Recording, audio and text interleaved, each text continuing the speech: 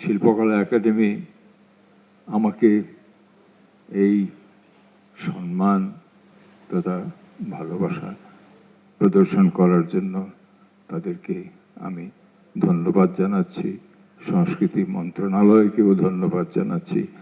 এবং সেই সঙ্গে একটি কথা বলতে হয় যে তাদের সবার প্রশংসা বাক্যে, অকুণ্ঠ প্রশংসা বাক্যে আমি আকণ্ঠ নিমজ্জিত হয়েছি এবং কিছুটা বিব্রতও হয়েছি, এই জন্য যে আমি এতটা যোগ্য নই।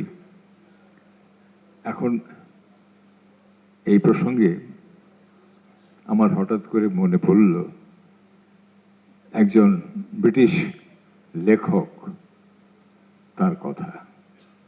তিনি প্রায় 20 বৎসর আরবে অবস্থান করে আরবদের তথা বেদুইনদের জীবন, সমাজ এবং শিল্প সংস্কৃতি সম্পর্কে তার গবেষণালব্ধ একটি পুস্তক প্রকাশ করেছিলেন। আমি অনেক দিন আগে বইটি পড়েছিলাম। সে বইটিতে এক জায়গায় তিনি বলছেন যে, এবং আপনারাও সবাই জানেন, আরবরা অত্যন্ত কবিতা প্রিয় জাতি। তো একজন কবি একবার একজন বেদুইনের তাঁবুতে মুসাফির হয়ে, অতিথি হয়ে অবস্থান করলেন। এবং আপনারা এটাও জানেন আরবরা খুব অতিথি পরায়ণ। তো সেই বেদুইন অত্যন্ত যত্ন সহকারে সেই কবিকে আপ্যায়ন করলেন। সেই কবিও এই আপ্যায়নে এতটাই আনন্দিত হলেন যে তিনি সেই বেদুইনকে, তার পূর্বপুরুষকে প্রশংসা করে একটি কবিতা লিখে সেই বেদুইনকে উপহার দিলেন। বেদুইন কবিতাটি পড়ে আনন্দে আপ্লুত হয়ে গেলেন এবং বললেন, হে কবি, তুমি তো আমার সম্পর্কে, আমার পূর্বপুরুষদের নিয়ে প্রশংসা বাক্য উচ্চারণ করে এত সুন্দর একটি কবিতা উপহার দিলে, আমি তোমাকে কি দিই? আমার তো কিছুই নেই তেমন, তবে আমার একটি উটের পাল রয়েছে।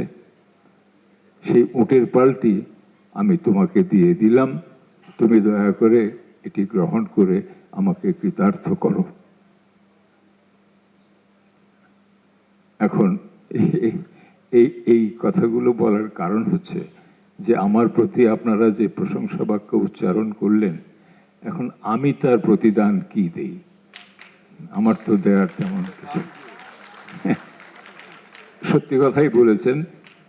হ্যাঁ, যদি গান গাইতাম এখনো, তাহলে একটি গান গেয়ে হয়তো এর প্রতিদান দেওয়ার চেষ্টা করতাম, কিন্তু আমি তো গান ছেড়ে দিয়েছি, অনেক দিন গাই না। তো কাজেই আমি আপনাদের সবাইকে আমার অন্তরের অকৃত্রিম ভালোবাসাই উপহার হিসাবে দিলাম। আপনারা গ্রহণ করে আমাকে কৃতার্থ করুন। পরিশেষে শিল্পকলা একাডেমিকে, সংস্কৃতি বিষয়ক মন্ত্রণালয়কে আবারও ধন্যবাদ জানাচ্ছি, কৃতজ্ঞতা জানাচ্ছি। আজকে আমাকে উপলক্ষ করে তারা এখানে উপস্থিত হয়েছেন।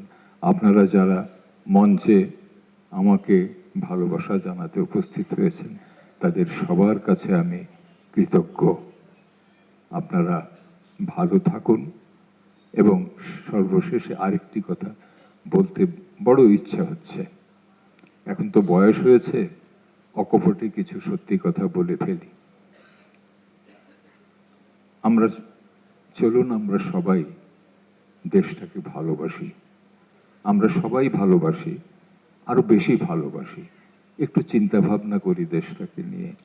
এই দেশটা, এটা বলছি, বলতে বলতে আমি ইমোশনাল হয়ে যাচ্ছি। তার কারণ আমি বিশ্বাস করি এবং আমি নিশ্চিত যে বাংলাদেশের মতো এমন একটি দেশ সারা পৃথিবীতে নেই। আমি পৃথিবীর বহু দেশ ঘুরেছি, দেখেছি, কিন্তু এমন একটি সুজলা সুফলা শস্য শ্যামলা, এমন একটি সোনার মাটির দেশ, এমন একটি চমৎকার সহনশীল আবহাওয়ার দেশ পৃথিবীর আর কোথাও কি আছে? আপনারা বলতে পারেন, কেউ আমাকে বলুন। নেই, পৃথিবীর কোথাও নেই।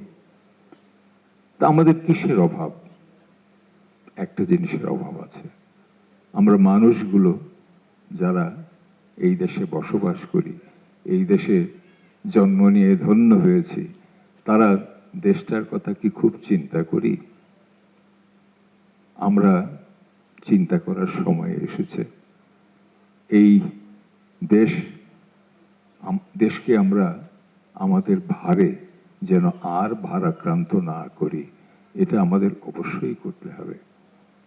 এবং যদি আমরা একটু চিন্তা ভাবনা করি দেশটা সম্পর্কে, দেশের ভালো সম্পর্কে, ৬৫,০০০ বর্গ মাইলে আমরা ২০ কোটি লোক বাঁচার জন্য যুদ্ধ করছি, সংগ্রাম করছি। এসব জিনিস আমাদের চিন্তা করতে হবে। কথাগুলো হয়তো অপ্রিয়, কিন্তু সত্য কথা। সবাই আপনারা চিন্তা করবেন এই নিয়ে এবং নিজ নিজ অবস্থান থেকে এর বাস্তবায়নের চেষ্টা করবেন।